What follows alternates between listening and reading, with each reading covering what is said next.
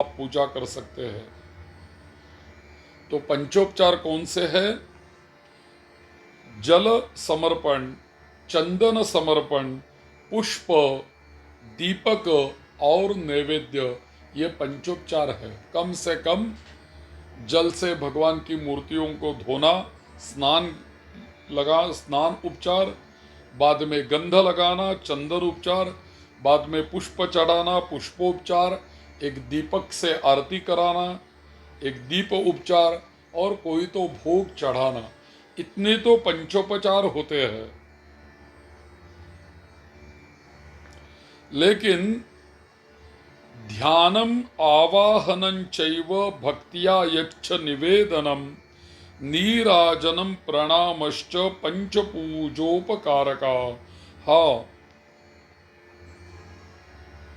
ध्यान, आवाहन, स्नान, जलादि स्नान, आरती, प्रणाम, गंध पुष्प, धूप दीप, नैवेद्य, ये पंचते क्रमात। गंध पुष्प धूप दीप नैवेद्य, ऐसे भी पंचोपचार हमारे यहाँ बताए गए हैं। लेकिन 10 उपचार यदि पूजा करनी हो तो कौन से 10 उपचार होते हैं? तो पहला होता है पाद्य, यानी भगवान के चरण धोना। दूसरा होता है अर्घ्य, यानी भगवान के हाथ के ऊपर पानी डालना। तीसरा होता है आचमन, भगवान को जल प्राशन करने के लिए देना। चौथा होता है स्नान, भगवान को स्नान करवाना। आगे आगे होता है वस्त्र, फिर चंदन, पुष्प, धूप, दीप और नैवेद्य। यानी दसोपचार कौन से हैं? अर्घ्यम, पाद्यम, पाद्यं चाचमनम, स्नानम, वस्त्र निवेदनम, गंधोदयो नैवेद्यांताः, उपचाराः दशक्रमात्। अर्घ्य, पाद प्रक्षालन, आचमन, स्नान, वस्त्र, गंध, पुष्प, धूप, दीप, नैवेद्य, ये तो 10 उपचार भगवान को हम समर्पित कर सकते हैं। लेकिन यदि हमें समय रहेगा तो 16 उपचार की पूजा हम भगवान को कर सकते हैं। लेकिन वो 16 उपचार कौन से हैं? तो आह्निक नामक ग्रंथ में आया है, आसनम स्वागतं चार्घ्यम पाद्यमाचमनीयकम मधुपर्कारपणम स्नानम वस्त्राभरणानि च सुगंधः सुमनो धूपो दीपो नैवेद्य एव च माल्यानुलेपने चैव नमस्कारो विसर्जनम। यानी 16 उपचार जो होते हैं वो ऐसे होते हैं: आसन, स्वागत, अर्घ्य, पाद्य, आचमन, मधुपर्क, स्नान, वस्त्र, आभूषण, सुगंध, पुष्प, धूप, दीप, नैवेद्य, माला और नमन, ये 16 उपचार होते हैं। ये 16 उपचार हम समर्पित करते हैं। आवाहनम, आसनम, पाद्यम, अर्घ्यम, आचमनीयम, ऐसे 16 उपचार बताए गए हैं। वो सभी हम आवाहन, आसन, पाद्य, अर्घ्य, आचमनम, स्नानम, वस्त्र, यज्ञोपवीतम, गंध, पुष्प, धूप, दीप, नैवेद्य, दक्षिणा, तांबूल, आरती, प्रदक्षिणा, पुष्पांजलि, नमस्कार, ये तो अलग से षोडशोपचार बताए गए हैं। हम देवताओं को जो अक्षत चढ़ाते हैं, चावल चढ़ाते हैं, तो वो देवताओं को चावल के अक्षत होते हैं, वो अक्षत यानी टूटा हुआ चावल का दाना नहीं चलता।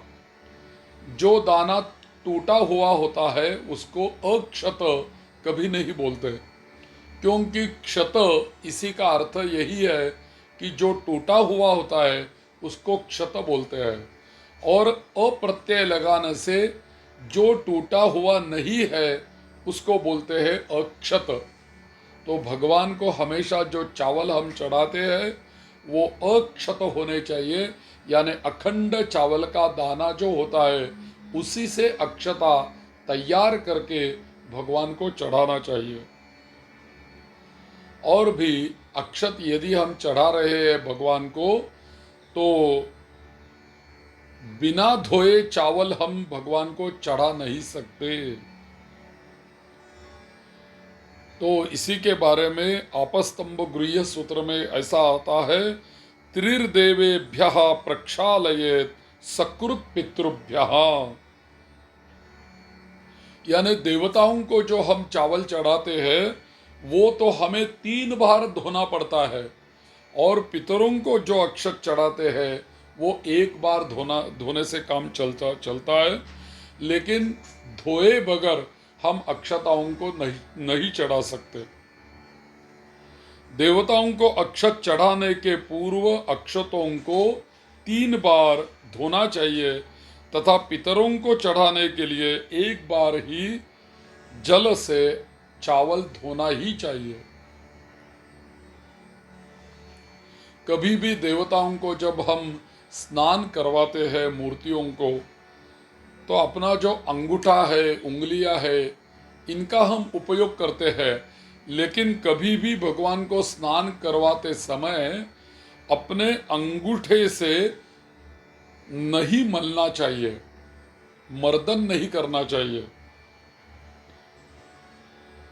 नांगुष्ठैर्मर्दये देवं नाधः पुष्पैः समर्चयेत कुशाग्रैर्न क्षिपेत तोयम वज्रपात समम भवेत। देवताओं को स्नानांतर अथवा शुद्धि के लिए अंगूठे से नहीं मलना चाहिए, और हम पुष्प जो चढ़ाते हैं तो पुष्प को कभी भी उल्टा करके नहीं चढ़ाना चाहिए। और भी यदि हम कुशा से भगवान के ऊपर जल छिड़का रहे हैं तो कुशा के अग्र भाग से कभी भी भगवान के ऊपर जल नहीं छिड़का सकते। कुशा के मूल भाग से हम भगवान के ऊपर जल चढ़ा सकते हैं, छिड़का सकते हैं। कुशा के अग्रभाग से देवों पर जल नहीं छिड़के। और भी देवताओं को जो निर्माल्य होता है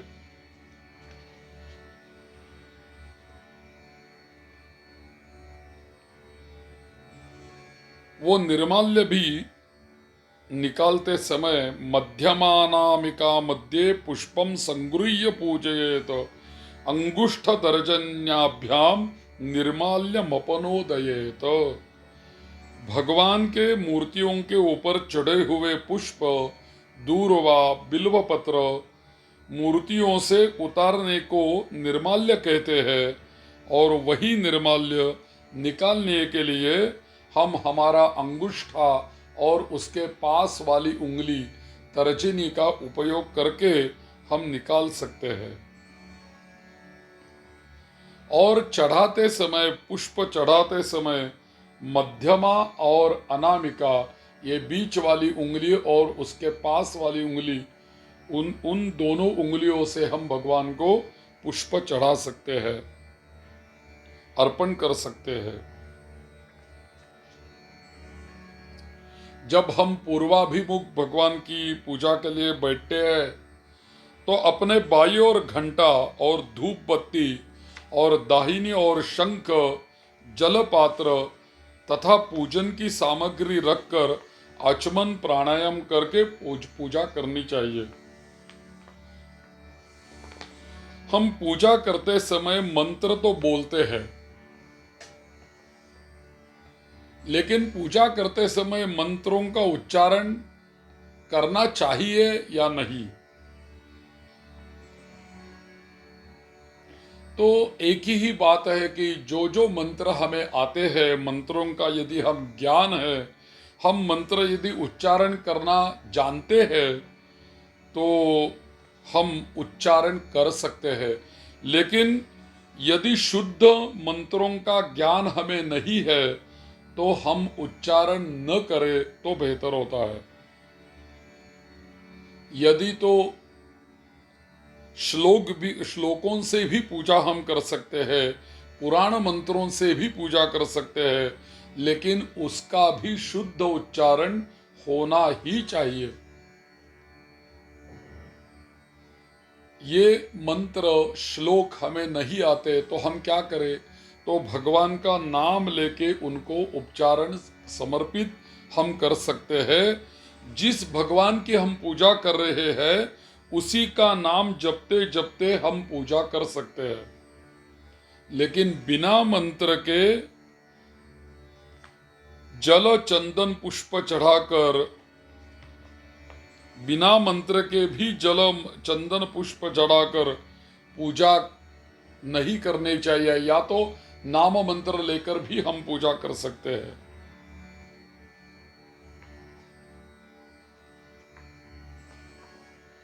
अयम विनैव मंत्रेण पुण्य राशि प्रकीर्तितः स्यादयम मंत्रयुक्तश्चेत् पुण्यम शतगुणोत्तरम। तो यदि वेद के मंत्र कोई आते हैं तो वेद के मंत्र और उसी के बाद उपचार हम समर्पित करते हैं। नहीं तो श्लोक जैसे आवाहन करना हो तो आगच्छ देव देवेश तेजोराशे जगत्पते क्रियमाणां मया पूजां गृहाण सुरसत्तम नारायणाय नमः आवाहनार्थे पुष्पम समर्पयामि। ऐसा हम बोल के पूजा कर सकते हैं। लेकिन यदि हमें श्लोक नहीं आते, मंत्र नहीं आते, तो खाली जिस भगवान की हम पूजा करते हैं उसी भगवान का नाम चतुर्थी विभक्ति में लेके उसके ऊपर हम उपचार बोल के हम समर्पित कर सकते हैं। जैसे श्री गणेशाय नमः पुष्पम समर्पयामि, शिवाय नमः बिल्वपत्रम समर्पयामि। एक होता है समर्पण, एक होता है तर्पण और एक होता है अर्पण। तो ये हमारी संस्कृति है। जो हम भगवान को जो जो देते हैं उसको समर्पण बोलते हैं, और जो पितरों को हम देते हैं उसको तर्पण बोलते हैं, और समाज के लिए जो कार्य करते हैं उसको अर्पण बोलते हैं। तो समर्पण, अर्पण और तर्पण यही हमारी संस्कृति है। देवताओं को गंध हम चढ़ाते हैं तो गंध कैसा होना चाहिए?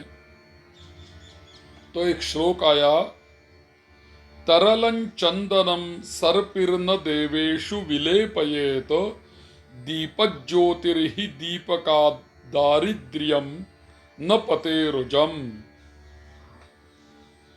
देवताओं को तरल चंदन और घृत नहीं लगाना चाहिए। दीपक से दीपक जलाने से रोग और दारिद्र्यता मिलती है, ऐसा इस श्लोक का अर्थ है। यानी पतला तरल चंदन जो होता है वो भगवान को नहीं लगाना चाहिए, और पतला या तरल घृत जो होता है वो भी भगवान को चढ़ाना नहीं चाहिए।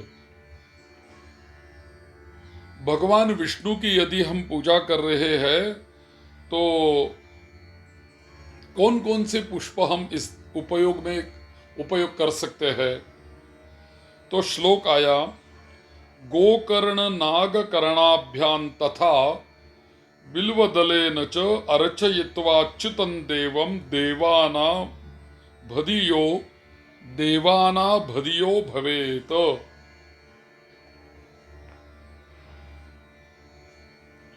भगवान विष्णु को गोकर्ण, नागकर्ण चढ़ाने से देवराज पद प्राप्त होता है।